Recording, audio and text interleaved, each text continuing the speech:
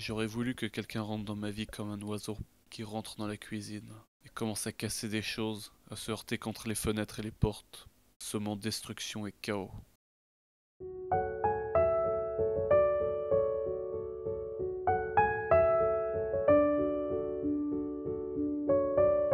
C'est pour ça que j'ai reçu ces baisers, comme un clochard dans la gare qui reçoit des centimes.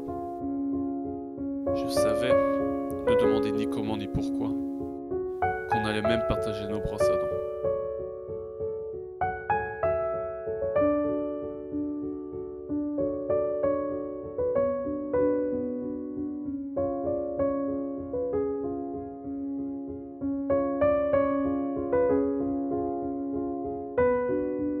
On s'est connus en se caressant l'un l'autre nos blessures,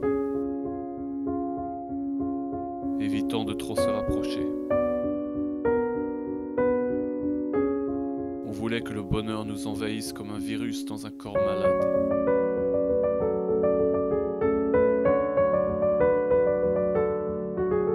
J'ai transformé la maison en lit d'eau et sa poitrine en château de sable.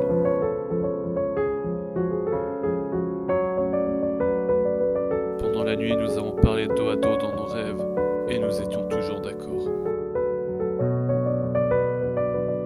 Les couvertures sont devenues notre peau et nous avons arrêté d'aller travailler. L'amour est devenu un homme grand et fort, un bon menteur avec de grands yeux et des lèvres rouges.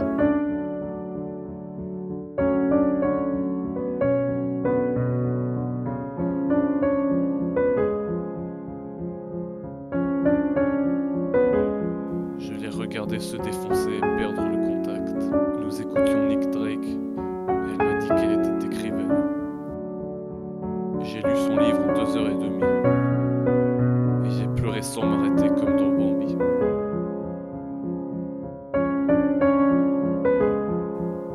Elle m'a dit que quand je penserais qu'elle m'aimait de toutes ses forces, elle m'aimerait un peu plus encore.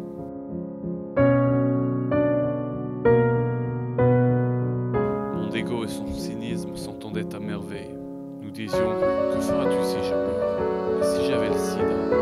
Est-ce que tu aimes Smith? Faisons l'amour.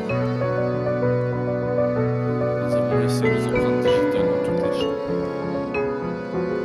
Nous avons comparé qui avait le meilleur orgasme et la plus grande gueule de bois. Et si elle devenait enceinte, nous dirions que c'est la faute de Dieu. Le monde était notre huître et la vie était la vie.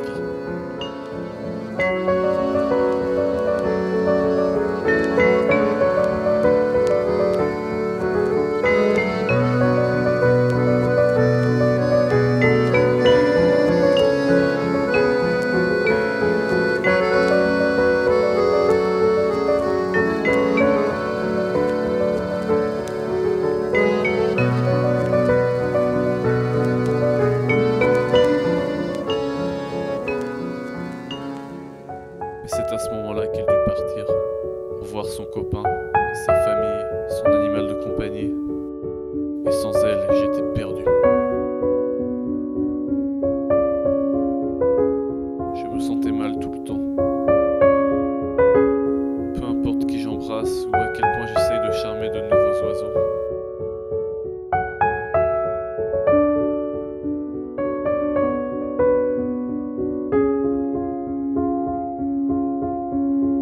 C'est le but, non?